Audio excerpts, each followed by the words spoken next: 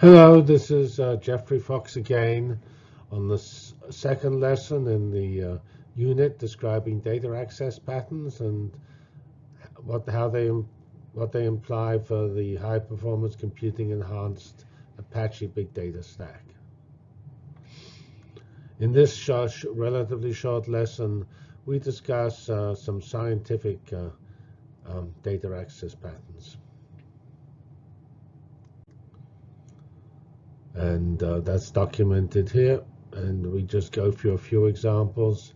There are many like this, and some were actually a little different, but you will see why we do the ones we do.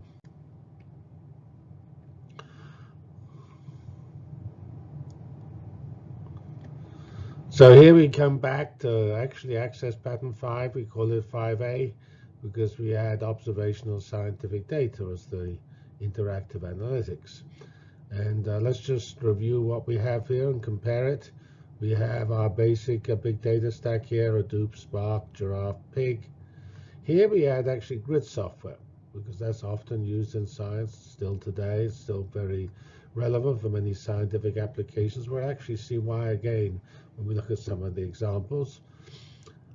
Here we have Mahout and R still just related to the previous world, but typically most science has custom analysis code built for each field.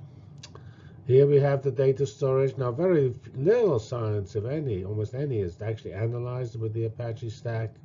So here, actually, file collection is probably the dominant scientific model. However, many of them could use the Apache stack and usefully use Apache and big data storage models. So what type of ways do we feed data in? That's sort of an important key idea. So we have direct transfer. That would be scientists studying, say, Twitter data, or maybe data from the Internet of Things. That data might actually get directly streamed into the data storage. That's actually pretty similar to the way it's done commercially. However, a lot of scientific data looks a little different. You have an experiment which gathers data. That could be an experiment to the North Pole, an experiment to a river. It could be a satellite. It could be a gene sequencer in some laboratory.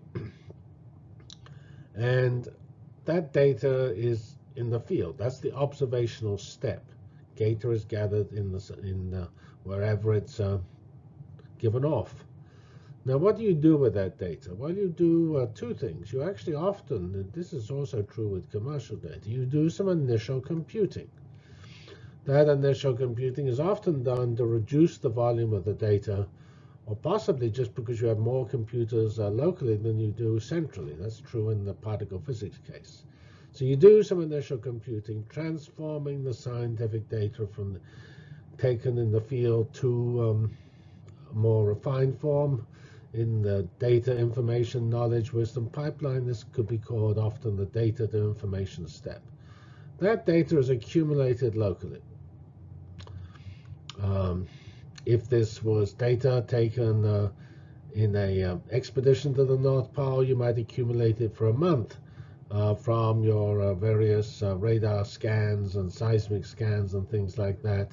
They will be stored on tapes, and then those tapes would actually be sent back here to your main analysis system.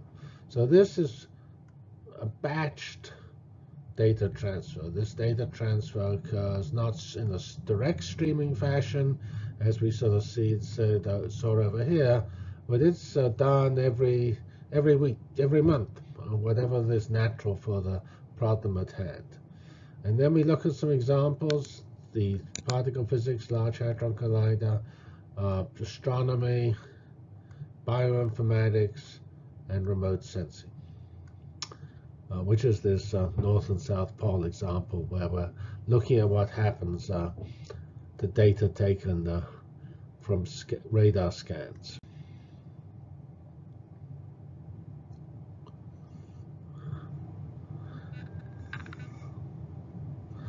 All right, here we have the particle physics case, and we will actually look at that in the following unit in some more detail, because it's one of the examples we go through in detail. And here we'll just make some rather general remarks. The data is taken here at CERN. And this is one of the four major experiments, the so-called CMS experiment.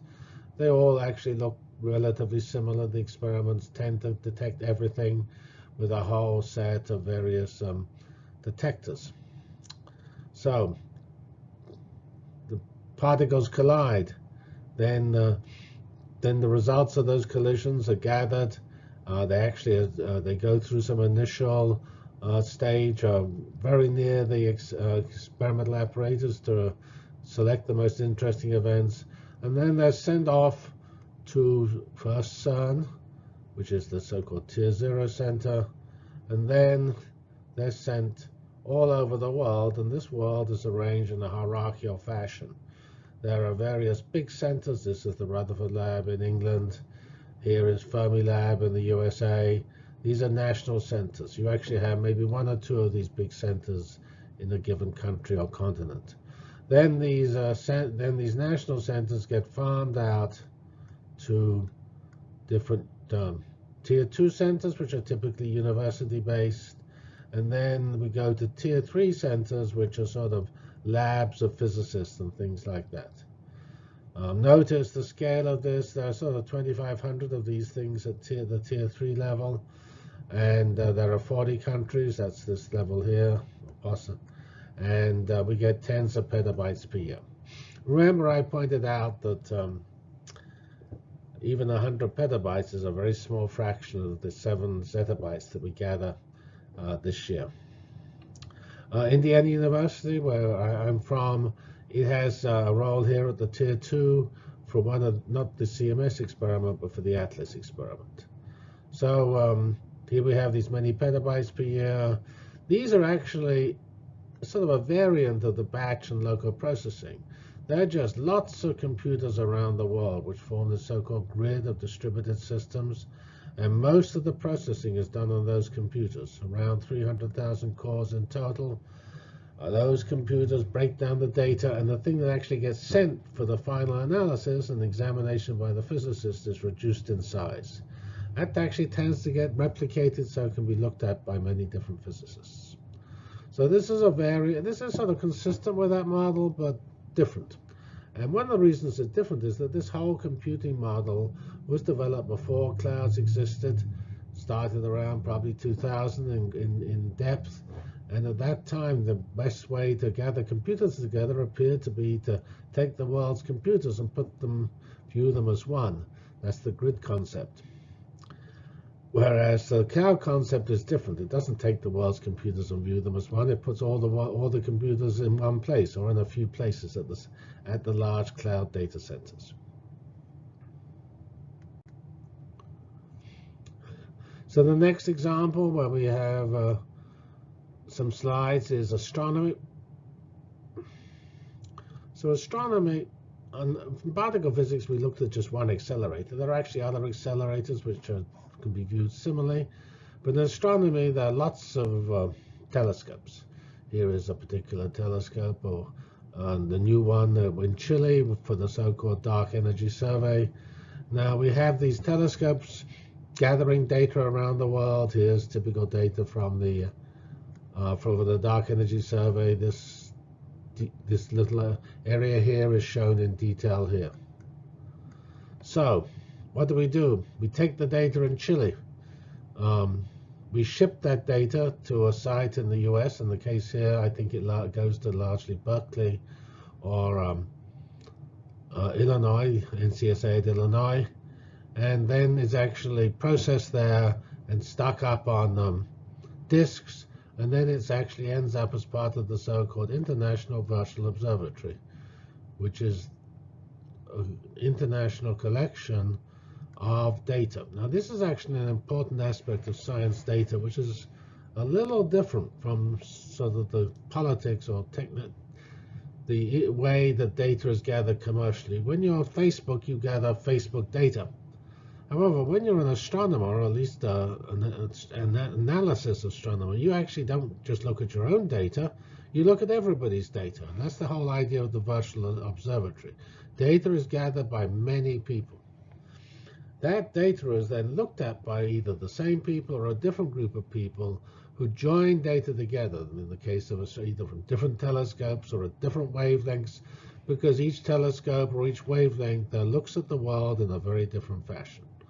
So it's a critical point of multidisciplinary, or in this case, multi-wavelength science, that your data is almost inevitably distributed. It cannot be centralized. And so some of the assumptions underlying the big data stack don't quite work. These issues I don't think are very well understood.